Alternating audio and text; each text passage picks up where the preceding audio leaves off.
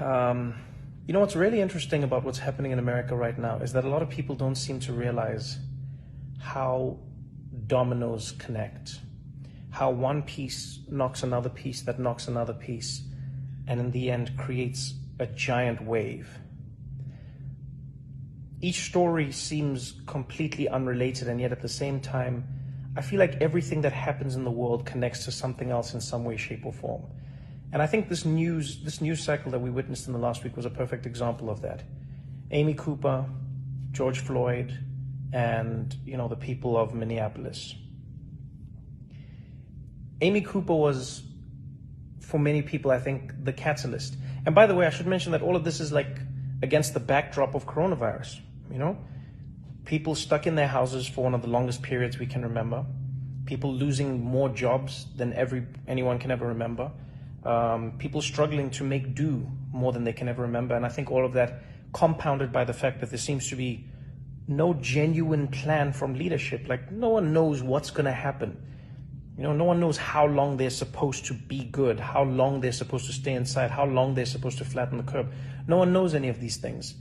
And so what happens is you have a group of people who are stuck inside. All of us as society, we're stuck inside. And we then start to consume. We see what's happening in the world. And I think Amy Cooper was one of the first moments that one of the first dominoes that we saw get knocked down post-corona for many people.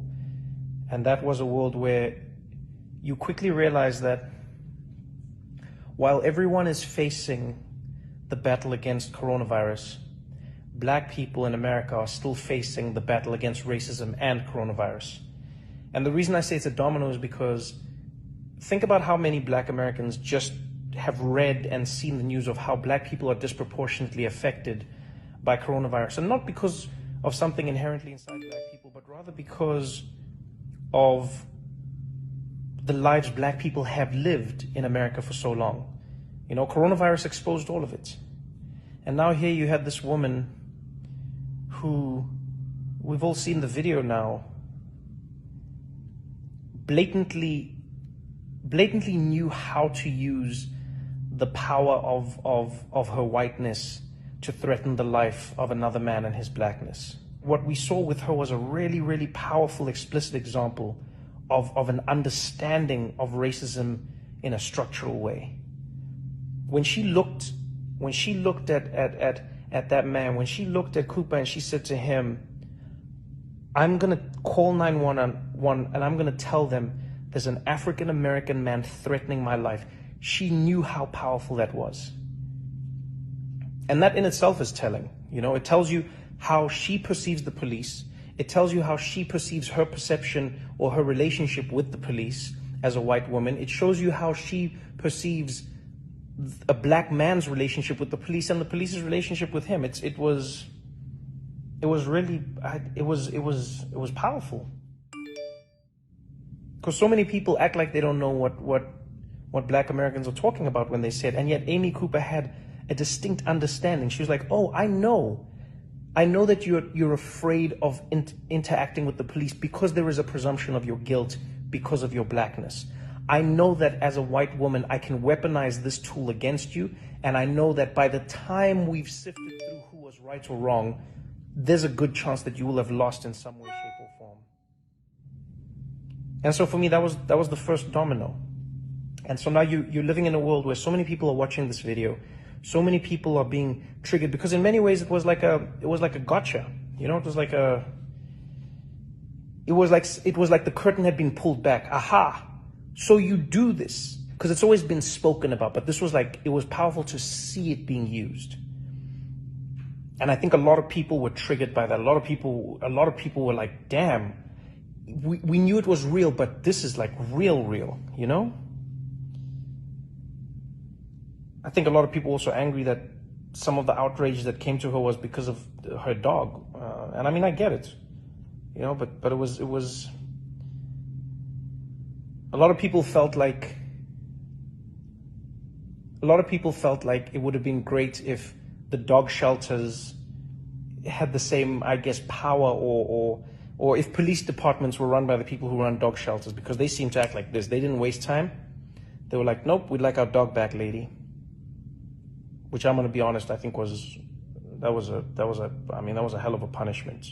Her job is one thing, taking a white lady's dog. That was a nice dog. And so that was the first domino, you know?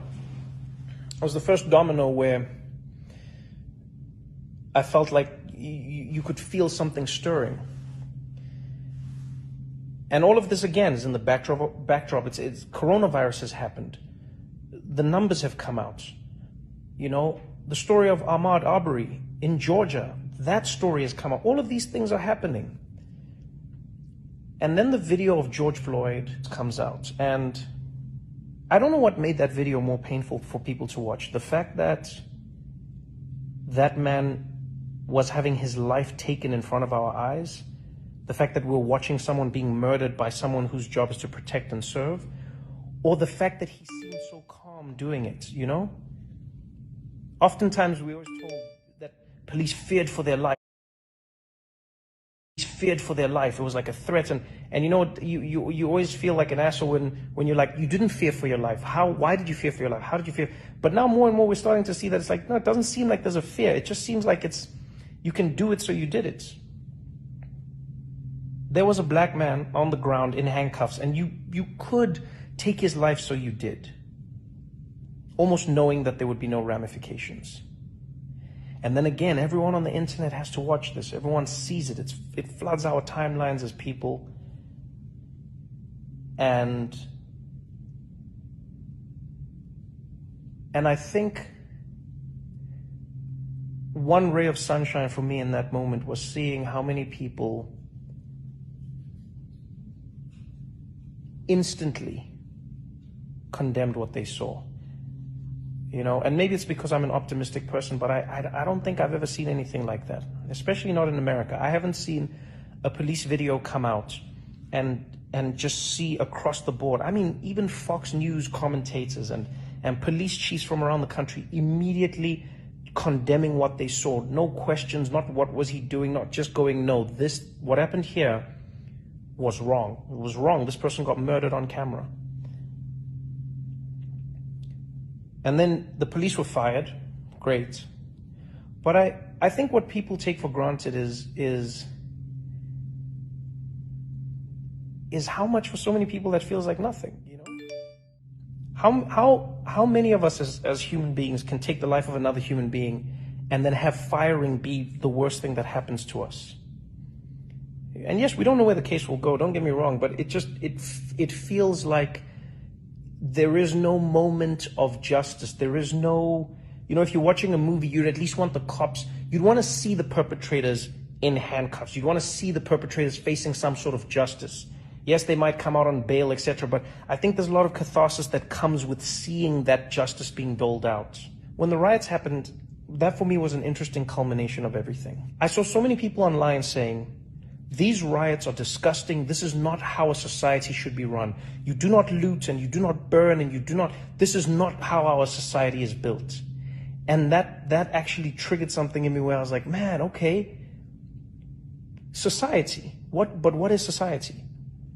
And fundamentally, when you boil it down, society is a contract. It's a contract that we sign as human beings amongst each other. We sign a contract with each other as people, whether it's spoken or unspoken, and we say, amongst this group of us, we agree in common rules, common ideals, and common practices that are going to define us as a group. That's what I think a society is. It's a contract. And as with most contracts, the contract is only as strong as the people who are abiding by it. But if you think of being a black person in America who is living in Minneapolis or Minnesota or any place where you're not having a good time, ask yourself this question when you watch those people. What vested interest do they have in maintaining the contract? Why don't we all loot? Why doesn't everybody take? Because we've agreed on things. There are so many people who are starving out there. There's so many people who don't have. There are people who are destitute. There are people who, when the virus hit and they don't have a second paycheck, already broke, which is insane, but that's the reality. But still, think about how many people who don't have, the have-nots, say, you know what, I'm still going to play by the rules even though I have nothing, because I still wish for this society to work and exist. And then some members of that society, namely Black American people, watch time and time again how the contract that they have signed with society is not being honored by the society that has forced them to sign it with them. When you watch Ahmaud Arbery being shot and you hear that those men have been released, and were it not for the video and the outrage, those people would be living their lives, what part of the contract is that in society? When you see George Floyd on the ground and you see a man losing his life in a way that no person should ever have to lose their life, at the hands of someone who's supposed to enforce the law, what part of the contract is that? And a lot of people say, well, what good does this do? Yeah, but what good doesn't it do? That's the question people don't ask the other way around. What good does it do to loot Target? How does it help you to loot Target? Yeah, but how does it help you to not loot Target? Answer that question.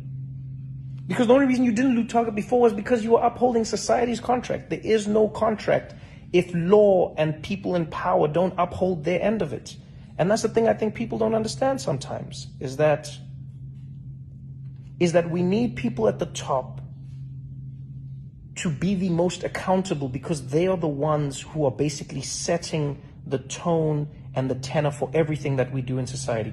It's the same way we tell parents to set an example for their kids, the same way we tell captains or coaches to set an example for their players, the same way you tell teachers to set an example for their students. The reason we do that is because we understand in society that if you lead by example, there is a good chance that people will follow that example that you have set. And so if the example law enforcement is setting is that they do not adhere to the laws, then why should the citizens of that society adhere to the laws when in fact the law enforcers themselves don't?